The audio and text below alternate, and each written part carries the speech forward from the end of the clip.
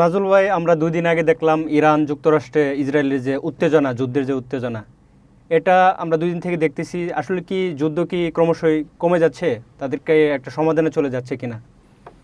ধন্যবাদ আপনাকে। আপনার এই অনুষ্ঠানে আমি প্রায় 2 মাস আগে একবার বলেছিলাম যে আসলে যুদ্ধটা আর বেশি কন্টিনিউ হবে না, কিন্তু চূড়ান্তভাবে নৌ অবরোধটা এবং হরমুজ প্রণালী অবরোধ যেটা, এটা অব্যাহত থাকতে পারে। তো আমরা সেই একটা সমূহ সম্ভাবনার দিকে যাচ্ছি। আপনি দেখবেন যে এখন ইরান কিন্তু হরমুজ প্রণালী অবরুদ্ধ করে রেখেছে, আর আমেরিকা এটার পাল্টা অ্যাকশন হিসেবে নৌ অবরোধ করে রাখছে। তার মানে এই অবরোধে কে কতটুকু সহ্য করতে পারবে, ধৈর্যটা কার বেশি থাকবে, এটার উপর ডিপেন্ড করে আসলে যুদ্ধের কোন দিকে যাচ্ছে বা যুদ্ধের পরবর্তী চিত্রটা কি হবে, এই বিষয়টা ডিপেন্ড করবে। আপনি জানেন যে এই আমেরিকার কিন্তু এখন চরম একটা অর্থনৈতিক সংকট চলতেছে। মানে আমেরিকায় মুদ্রাস্ফীতি বলেন, ইভেন তাদের যে এই বাজেট, এই সামরিক বাজেট যেটা, এটা সম্ভবত $432 বিলিয়ন ঘাটতি হয়েছে, যেটা গত বছর থেকে প্রায় 48% কম বাজেট ঘাটতি। এবং তাদের গ্যাসের মূল্য, তেলের মূল্য সব হু হু করে বাড়ছে। আপনি জানেন বিশ্ববাজারে ক্রুড অয়েল কিন্তু এখন আবার $90 ছুঁই অবস্থা। এটা কিন্তু সর্বশেষ আক্রমণের আগে এটা $72 বা $71 ছিল। শুধু যে আমেরিকা ভুগতেছে ব্যাপারটা এরকম না। আপনি দেখবেন যে এটার ভোগান্তি ইউরোপে আরও বেশি ভুগতেছে। তাদের গ্যাসের সংকট অলরেডি ভয়ঙ্কর একটা গ্যাসের সংকট তারা তৈরি হয়েছে। শুধু ইউরোপ ভুগতেছে তাও না, আমরা পর্যন্ত ভুগতেছি। আমাদের দেশেও কিন্তু এই জ্বালানি সংকট অলরেডি তীব্র আকার ধারণ করছে। আমার কাছে মনে হচ্ছে যে গত কয়েকদিন যাবৎ কারেন্টের যে লোডশেডিং, এটাও তো তার একটা প্রভাবই বলা চলে, যে প্রত্যক্ষ বা পরোক্ষ একটা প্রভাব এখানে চলে আসছে। তার মানে এখন আমেরিকা চাচ্ছে ইরানের ভিতরে একটা চরম অসন্তোষ তৈরি করতে। অর্থনৈতিকভাবে তো ইরান, আপনি জানেন যে একটা দীর্ঘ সময় ধরে একটা অর্থনৈতিক সংকটের মধ্যে আছে, এটা তো ইউনিভার্সাল ট্রুথ। এবং আপনার এই যে লাস্ট যে হামলা করলো আমেরিকা, এই হামলার কিন্তু জাস্ট 15-20 দিন আগেই ইরানে এই অর্থনৈতিক অসন্তোষ নিয়ে একটা ভয়ঙ্কর গণঅভ্যুত্থান হয়েছিল। এবং সেখানে ইরান সরকারের ঘোষণা অনুসারে প্রায় 3,500 মানুষ তারা মারছে, যদিও বেসরকারি সংস্থা বলছে 7,000-এর বেশি মানুষ সেখানে মারা গেছে। আপনি চিন্তা করেন, বাংলাদেশে কিন্তু 1,400 মানুষ মারা যাওয়াতে পুরো দেশ একেবারে উত্তাল পাতাল হয়ে গেছিলো। সেখানে আপনার কত কোটি, 18 কোটি মানুষের মধ্যে আপনার 1,400 মানুষ মৃত্যু। আর সেখানে বাংলাদেশের অর্ধেক মানুষের মধ্যে সরকার স্বীকার করতেছে 3,500 মানুষ মারছে, বাট বেসরকারি সংস্থা বলতেছে 7,000-এর বেশি মানুষ মারা গেছে। তার মানে যে অর্থনৈতিক অসন্তোষে একেবারে তীব্র আকারে গণঅভ্যুত্থান চূড়ান্ত পর্যায়ে সরকার পড়ে যাওয়ার মতো অবস্থা হয়েছিল, সেটা সরকার ট্যাগেল দেওয়ার পরই আমেরিকা এবং ইসরায়েল যৌথভাবে হামলা করে, এই আশায় যে কোনো মুহূর্তে এই সরকার রেজিম চেঞ্জ করতে পারবে, এই আশায় তারা হামলা করেছিল। তো সব কিছু মিলে আমি যেটা মনে করি যে আমেরিকা এখন ওই অবরোধটা কড়াকড়ি করছে, নৌ অবরোধ। আর এই ইরানও আপনার হরমুজ অবরোধ খুবই কড়াকড়ি আকার ধারণ করছে। এবং নতুনভাবে বাবল মান্দ যেটা, আপনার লোহিত সাগর যেটা, সেখানে আপনার গতকালকে প্রথম 4 জন মানুষ মৃত্যুর ঘটনা হয়েছে, যেটা কিন্তু এই বাবল মান্দে যে 4 জন মানুষ মারা গেল নাবিক সহ, এতে কিন্তু পুরা লোহিত সাগরের যে জাহাজ চলাচল, এটার মধ্যে স্থবিরতা চলে আসছে। অলরেডি আপনার এই হরমুজ প্রণালী জানেন আপনার ওয়ার্ল্ডের 20% জ্বালানি পরিবহন হয় এই রোড দিয়ে, আর বাবল মান্দের ক্ষেত্রে প্রায় 12-13%। তার মানে 33% জ্বালানি অবরোধ, এখন একেবারে অবরোধ। মানে পৃথিবীর 3 ভাগের 1 ভাগ জ্বালানি এখন টোটাল অবরুদ্ধতার মধ্যে আছে। এখন কে কতটুকু দম আছে, কে কতটুকু সহ্য ক্ষমতা আছে, কার কতটুকু আপনার এটাকে সহ্য করবে, এটার উপর ডিপেন্ড করবে আসলে যুদ্ধের চিত্রটা কোন দিকে যাবে।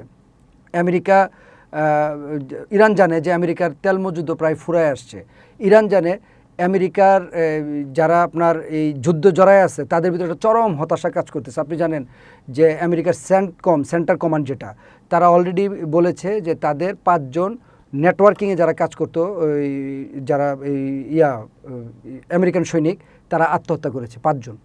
তারপর আপনার এই গতকালকের আগের দিন আপনি জানেন যে আমেরিকার এই জাহাজগুলোতে একটা অসন্তোষ দেখা দিয়েছে, চরম আকার অসন্তোষ দেখা দেওয়াতে সেখানে 7 জন নিহতের খবর পাওয়া গেছে। যদিও আন্তর্জাতিক মিডিয়া এটার এখনও টোটাল যে অথেন্টিক তথ্যটা তারা দিতে পারতেছে না, তবে পার্স নিউজ অলরেডি নিউজ করেছে যে সেখানে নিজেদের মধ্যে সংঘর্ষে আমেরিকান সৈনিকদের, তারা অলরেডি 7 জন মারা গেছে।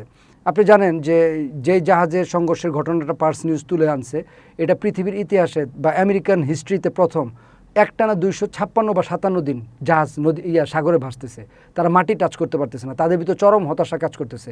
তারা দেখতেছে যে আমরা তো একটা যুদ্ধ, যে যুদ্ধটা অবৈধ যুদ্ধের মধ্যে জড়ায় গেছি, যেখানে আমাদের প্রেসিডেন্ট নিজের জীবন বাঁচানোর জন্য আপনার এই গাড়িতে, খাবারের গাড়িতে করে, ছোট বিমানে করে পালায় আসে, সেখানে আমাদেরকে সে অরক্ষিত অবস্থায় রাখছে। এটা একটা বার্তা যে প্রেসিডেন্টের পালায় যাওয়ার অর্থ হচ্ছে, যে প্রেসিডেন্ট বারবার বলে যে ইরানের কোনো সক্ষমতা নাই, ইরানের সব আমরা ধ্বংস করে দিছি, এই যে একটা রানিং প্রেসিডেন্ট পালায় আসা আমেরিকার মতো পরাশক্তির, এটা বার্তা দেয় তারা মুখে যায় বলুক, তাদের কাছে তারা যে কোনো মুহূর্তে ইরানের আক্রমণের শিকার হতে পারে যে কোনো জায়গায়, এটা তারা বিশ্বাস করে হৃদয় দিয়া। যদি বিশ্বাস না করতো তাহলে তো এইভাবে পালায় আসার কোনো ঘটনা এখানে হতো না।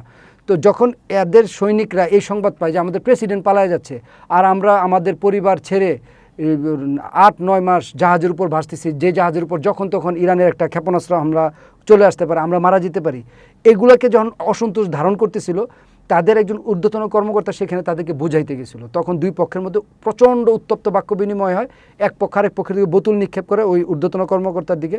তখন যে পক্ষের আরেক পক্ষ খাবারের রান্নার ছুরি টুরি নিয়ে পারস্পরিক হামলার মধ্যে এখানে প্রায় 7 জন মারা যায়।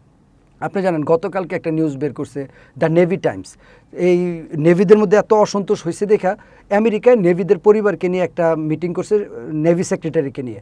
সেই মিটিংয়ে তাদের ওয়াইফরা কান্নাকাটি করে বলছে, আমাদের হাজব্যান্ডকে আপনারা বলছেন 35-40 দিনের জন্য জাহাজে পাঠাচ্ছেন, তাদেরকে এখন আপনারা টানা 9 মাস হয়ে গেছে আপনারা জাহাজ থেকে ফেরাচ্ছেন না, তারা হতাশ হয়ে যাচ্ছে। এবং গতকালকে রাত্রে 3 জন আত্মহত্যা করার জন্য সমুদ্রে ঝাঁপ দিয়েছে, কোনো রকম তাদেরকে সেভ করে আনছে।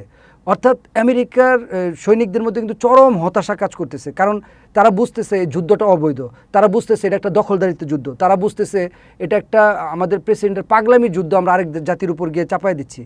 ঠিক এই যখন তাদের চিত্র, তার বিপরীত চিত্রটা দেখেন ইরানের ক্ষেত্রে। ইরানের সৈনিকরা জিপিএস অন করে বিমানের তারা হামলা চালাচ্ছে, যে জিপিএস অন করা মানে সে নিশ্চিত মৃত্যু, যে তাকে ট্র্যাকিং করে যে কোনো মুহূর্তে তাকে মেরে ফেলতে পারে, সে নিশ্চিত মৃত্যু জেনে সে কিন্তু দেশের জন্য প্রাণ উৎসর্গ করতেছে। আর তারা কিন্তু বাঁচার জন্য হতাশা থেকে আত্মহত্যা করতেছে। তার মানে চিত্রটা কিন্তু দুই ধরনের। একটা চিত্র হচ্ছে তাদের সৈনিকরা দেশের জন্য মৃত্যুর জন্য প্রস্তুত হয়ে আছে। আপনি জানেন IRGC আজকে ফার্স্ট টাইম বললো যে আমাদের ক্ষেপণাস্ত্রগুলো যাতে শত্রু দেশে পৌঁছাতে পারে, মানে সরাসরি বোঝাচ্ছে সে আমেরিকা যাতে পৌঁছাইতে পারে, সেই সক্ষমতা বৃদ্ধির জন্য তারা অলরেডি কাজ করতেছে। তাই বিষয়গুলো আমার কাছে মনে হচ্ছে যে ডে বাই ডে আমেরিকা চরম হতাশার মধ্যে চলে যাচ্ছে। তারা যে আপনার এই এখন নৌ অবরোধটা দিচ্ছে, এবং এটার পাল্টা যে ইরান আপনার অবরোধ দিচ্ছে হরমুজ, তাতে দুই পক্ষের মধ্যে কে বেশি কষ্টটা সহনশীল বা দেশের পরিস্থিতি ট্যাকেল করতে পারবে, এটা এখন দেখার বিষয়। আমেরিকা আসলে কখনোই কষ্ট সহনশীল জাতি না, বাট ইরানিরা কষ্ট সহনশীল জাতি। 45-50 বছর যাবত তারা কষ্ট সহনশীলতা হয়ে এই বিভিন্ন ধরনের অর্থনৈতিক অবরোধ, আন্তর্জাতিক চাপ, এগুলি তারা সহ্য করে আসছে, এবং এর বিপরীতে গিয়ে তারা কাজ করার অভ্যস্ততা আছে। আপনি জানেন যে তাদের দেশে আমেরিকার বোয়িং 707 ইউজ করা হয়, কিছুদিন আগে তারা এটা নতুন সংযোজন করছে তাদের বিমান লাইনে, অথচ আমেরিকা তাদের উপর লম্বা সময় ধরে অবরোধ করে রাখছে। তারা এই বোয়িংগুলো কীভাবে আনছে, আমরা যখন এটা বড় বড় আন্তর্জাতিক প্রতিবেদন পড়ি তখন দেখতে পেলাম যে এই বোয়িংগুলো যখন অস্ট্রেলিয়া একটা মরুভূমিতে রিজেক্ট হিসেবে তারা ফেলে দিছে, সে অস্ট্রেলিয়া থেকে অন্য একটা দেশের মাধ্যমে একটা আমেরিকান পেপারস তৈরি করে তারা আমেরিকান নাগরিকরে দিয়ে আবেদন করা আরেকটা দেশে নিয়ে, সম্ভবত দেশটার নাম আমার এই মুহূর্তে মনে নেই, ওই দেশের এয়ারলাইন্সে সংযুক্ত করে পরে এগুলো সরাসরি ইরানে নিয়ে আসে তারা। তার মানে তারা নিষেধাজ্ঞা অ্যাভয়েড করে কীভাবে চলতে হয়, বাঁচতে হয়, বিভিন্ন সরঞ্জাম সংগ্রহ করতে হয়, এটা ইরানিরা এই লম্বা সময় জেনে গেছে। আপনি জানেন IRGC এখন নতুনভাবে আরও কিছু বিষয় তারা সংযোজন করতেছে। IRGCর যে বর্তমান একেবারে মূল নীতি নির্ধারক একজন, ওনার নাম হচ্ছে মোহাম্মদ রেজা নাকদি, উনি PBS নিউজকে, অর্থাৎ আমেরিকার একটা গণমাধ্যমকে, প্রভাবশালী শক্তিশালী গণমাধ্যমকে একটা সাক্ষাৎকার দিয়েছে। সেই সাক্ষাৎকারে সে জানিয়েছে যে আসলে আমরা ট্রাম্প থাকাকালীন একটা লম্বা যুদ্ধের প্রস্তুতি নিয়ে ফেলছি অলরেডি, এবং ট্রাম্পকে আমরা যাতে ট্রাম্প এই লম্বা যুদ্ধটা আমরা এই জন্যই করবো যে আমাদের উপর কেউ যদি আক্রমণ করতে আসে, ইরানি জাতির উপর যদি কেউ আক্রমণ করতে আসে, তাকে যে আমরা নিঃশেষ করে ফেলি, তাকে যে আমরা ক্ষয় করে ফেলি, তাকে যে পৃথিবীর বুকে অস্তিত্বহীন করে ফেলি, এটা আমরা প্রমাণ করব, এবং আমরা সেইভাবে প্রস্তুতি নিয়ে ফেলছি অলরেডি। এবং আমরা যতটুকু ক্ষেপণাস্ত্র শেষ হয় তার চেয়ে বেশি ক্ষেপণাস্ত্র এখন উৎপাদন করতেছি, এবং আমাদের কাছে কোনো কিছুরই ঘাটতি নাই।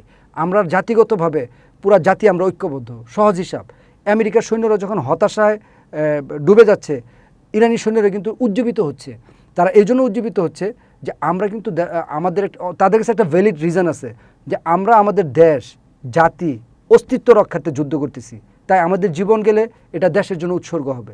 বাট আমেরিকানদের জীবনটা গেলে সেটা কার জন্য উৎসর্গ হবে?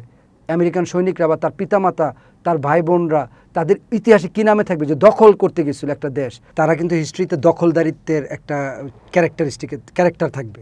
তাই এক্ষেত্রে এদের ইরানিদের যে মানসিক শক্তিশালী অবস্থান, এই আমেরিকানদের মানসিক শক্তিশালী অবস্থান কিন্তু একরকম থাকবে না। যার কারণে এই যে আপনার ওই সাক্ষাৎকারে একটা জায়গায় সে বলেছিল যে আইআরজিসি পৃথিবীর কিন্তু অনেক জায়গায় কাজ করার হিস্ট্রি আছে, আপনি জানেন। এবং আইআরজিসি সম্বন্ধে যদি আপনি গুগল স্টাডি করেন, তারা যে মানে বিভিন্ন দেশে বড় বড় অপারেশন করেছে, তাদের কোনো হিস্ট্রি আছে। তার আগে আমি একটু বলে নিচ্ছি যে ইরানের কঠোরপন্থী যারা, তারা কিন্তু চাচ্ছে যে যুদ্ধটা ব্যাপকভাবে করা হোক, যেহেতু তাদের সুপ্রিম লিডারকে আমেরিকা হত্যা করেছে। আমেরিকার বিরুদ্ধে কোনো পক্ষে কোনো আলোচনা না, ব্যাপকভাবে তারা যুদ্ধ চাচ্ছে এবং যুদ্ধের মোডে পুরা জাতি এখন যুদ্ধের মোডে চলে গেছে। সেক্ষেত্রে মাসুদ পেজেশকিয়ান কিন্তু একটা ভালো বক্তব্য দিয়েছিল, আপনি জানেন। তাদের জাতির উদ্দেশ্যে বক্তব্যের ক্ষেত্রে সে একটা কথা বলেছিল যে আমেরিকার সবচেয়ে বড় শত্রু কিন্তু ইরান না, আমেরিকার সবচেয়ে বড় শত্রু কিন্তু চীন।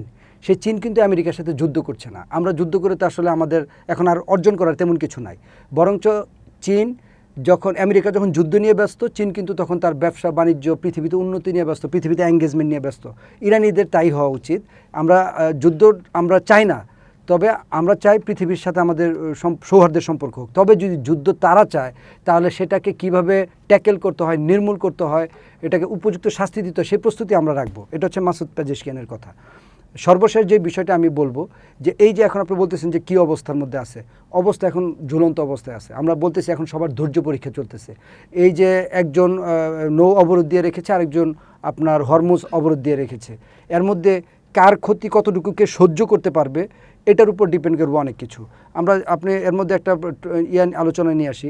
আপনি জানেন যে আইআরজিসির যে সাক্ষাৎকার, সেই সাক্ষাৎকার এবং আইআরজিসির যে হিস্ট্রি যদি আমরা করি, আমরা মনে হচ্ছে যে একটা সময় মানে আমাদের কাছে মনে হচ্ছিল যে মোসাদ বা আমেরিকার মতো পরাশক্তির সাথে ইরান কিভাবে পেরে উঠতেছে বা কিভাবে পারবে, বা তাদের সামনের ভবিষ্যৎ কী। আপনি জানেন আইআরজিসি কিন্তু তাদের কিন্তু ওই মোসাদের চেয়েও কম হিস্ট্রি নাই। আন্তর্জাতিক বিশ্বে তাদের বহু অপারেশনের রেকর্ড আছে। আপনি জানেন আর্জেন্টিনার বুয়েন্স আয়ার্সে 85 জন ইহুদি যে তারা করলো, মারা গেল একটা কমিউনিটি সেন্টার, সেখানে কিন্তু আইআরজিসিকে অভিযুক্ত করা হয়। তারপর হচ্ছে ফ্রান্সে আইআরজিসির অপারেশনের জন্য একটা আছে, অস্ট্রিয়াতে আইআরজিসির অপারেশনের হিস্ট্রি আছে, তারপর হচ্ছে আপনার অস্ট্রেলিয়া হিস্ট্রি আছে, ফ্রান্সে হিস্ট্রি আছে, তারপর হচ্ছে আপনার বেলজিয়ামে তাদের অপারেশন হিস্ট্রি আছে। ডোনাল্ড ট্রাম্পকে যে নির্বাচনের আগে একেবারে খুব কাছ থেকে গুলি করা হয়েছিল, যে গুলিটা তার মাথায় না লেগে কানে লেগে কান ছিদ্র হয়ে গেছিল, আপনি জানেন। সেটা কিন্তু আইআরজিসির উপর একটা আছে, ক্লেম করা আছে। এবং আমেরিকার একজন লেফটেন্যান্ট জেনারেল, সাবেক লেফটেন্যান্ট জেনারেল 2 দিন আগে পত্রিকায় একটা সাক্ষাৎকারে বলল যে ডোনাল্ড ট্রাম্পকে ইরান যে কোনো মুহূর্তে শেষ করে দিতে পারে, তার যথেষ্ট শক্তিশালী ওরকম তাদের এলিমেন্টস আছে, এবং ইরান যদি খুব কঠোরভাবে চায়, এটা খুব অসম্ভব কিছু না। তার মানে সামারেজ কি, বা আমরা শেষে কি বলতে পারি, যে ইরানের শক্তির ব্যাপারে আমেরিকা একটা ভুল বার্তা নিয়ে আক্রমণ করেছিল, মোসাদের একটা ভুল বার্তার কারণে আমেরিকা এই যুদ্ধে জড়াই গেছিল। সেই মোসাদের যারা বার্তাগুলো দিয়েছিল, সেই ইরানের প্রধান এবং মোসাদের একজন নীতি নির্ধারক, দুজনেরই কিন্তু চাকরিচ্যুত করা হয়েছে মোসাদ থেকে। তার মানে আমরা ধরে নিছি মোসাদের সেই বার্তাগুলো ভুল ছিল, ইরানের উপর অ্যাসেসমেন্ট ভুল ছিল। ইরানকে তারা যতটুকু দুর্বল মনে করে আক্রমণ করেছিল, তার চেয়ে শত শত গুণ বেশি শক্তিশালী ইরান। তার মানে আমরা বলতে পারি যে আসলে এই যে স্থবির অবস্থায় আছে, এখান থেকে আমেরিকা যুদ্ধের মুডে যাওয়ার অবস্থা খুব বেশি সুবিধাজনক না। কারণ আমেরিকান সৈনিকরা হতাশ হয়ে যাচ্ছে, আমেরিকান নাগরিকরা হতাশ হয়ে যাচ্ছে, আমেরিকানরা যারা পলিসি মেকারে তারাও হতাশ হয়ে যাচ্ছে, আমেরিকার প্রতিবেশী যারা তারা হতাশ হয়ে যাচ্ছে। আমেরিকা, আপনি দেখবেন ভিয়েতনাম যুদ্ধের সাথে আমেরিকা কত বছর টিকে ছিল? 20 বছর। ইরাক যুদ্ধের সাথে আমেরিকা 23 বছর টিকে ছিল। আফগানিস্তান যুদ্ধে আমেরিকা 9 বছর টিকে ছিল। আপনার ইরানের সাথে আমেরিকা কিন্তু 20 দিনে গিয়ে হয়রান হয়ে গেছে, কাহিল হয়ে গেছে। এবং আমেরিকা এখন সবচেয়ে বড় যে বিষয়, এই যুদ্ধে জড়ায় কিন্তু আমেরিকার যে শক্তি বলয় তৈরি করছিল মিডল ইস্টে, মার্কিন বিভিন্ন ঘাঁটি তৈরি করছিল মিডল ইস্টের বিভিন্ন দেশে, সেই ঘাঁটিগুলো কিন্তু এখন গোটায় মোটায় তারা পালানোর সিচুয়েশন তৈরি হয়েছে। আপনি জানেন গতকালকে তারা ডিক্লেয়ার দিয়ে দিছে ইরাক থেকে তারা এই সেপ্টেম্বরের মধ্যে সকল সৈনিক প্রত্যাহার করে তারা নিরাপদ দূরত্ব চলে যাচ্ছে। তার মানে এখানে কিন্তু আমেরিকার ক্ষয়ের একটা বড় চিত্র মানুষের সামনে চলে আসতেছে। আমেরিকার যে মানে সুপার পাওয়ার বা আমরা যেটাকে বলি যে পরাশক্তি, সেই জায়গাটা কিন্তু এখন আর আগের মতো নেই, ওই ইমেজটা আর আগের মতো নেই।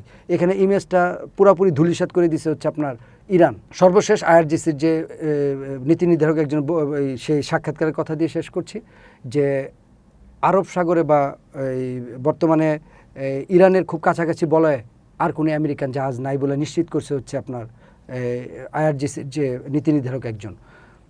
আপনি জানেন যে আন্তর্জাতিক মিডিয়াতে খবর আসছে যে রাশিয়ার প্রায় 100 জনের মতো বিজ্ঞানী ইরানের অভ্যন্তরীণ পারমাণবিক যে ইয়াতে আছে, পারমাণবিক স্থাপনায় তাদের বিভিন্ন জায়গায় অবস্থান করছে বলে আন্তর্জাতিক বিভিন্ন মিডিয়া সেগুলোকে তুলে আনছে।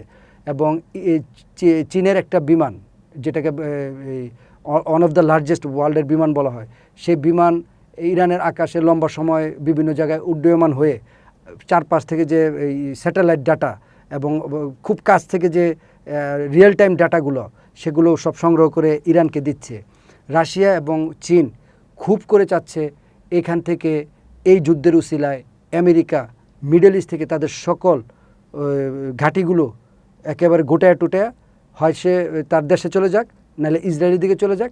অর্থাৎ এখানে আর আমেরিকার যে একক আধিপত্য ছিল, এই সুযোগে তারা সেই একক আধিপত্য নষ্ট করার জন্য এই দুই পরাশক্তি রাশিয়া এবং আপনার চীন গোপনে গোপনে এবং যত রকম টেকনিক্যাল সাপোর্ট করা দরকার সেগুলো তারা সাপোর্ট করতেছে। এবং এই সাপোর্টেই আমেরিকা ফিল করতেছে, আমেরিকার কাছে গোয়েন্দা তথ্য চলে আসছে, আমেরিকা নিজের সৈনিকদের অবস্থান বুঝতেছে, আমেরিকার জাতিগত অবস্থান বুঝতেছে, অর্থনৈতিক অবস্থান বুঝে আমেরিকা এখন চুপ করে আছে যে আসলে দেখা যাক অবরোধটা আমরা কতটুকু কার্যকর করতে পারি। আমি আপনার গত অনুষ্ঠানে বলছিলাম, এই অবরোধ কার্যকর করতে না পারলে বা ইরানকে খুব বেশি তারা বাগে আনতে না পারলে তারা লাস্টে ওই যে কিউবার প্রেসিডেন্ট কেউ একজনকে ধৈরাই না, আস্তে আস্তে তারা এই জায়গাতে সরে গিয়ে কোনো রকম মান টান বাঁচায় তারা এখান থেকে সরে যাওয়ার জন্য সর্বোচ্চ চেষ্টা করবে, এটি আমার কাছে মনে হচ্ছে।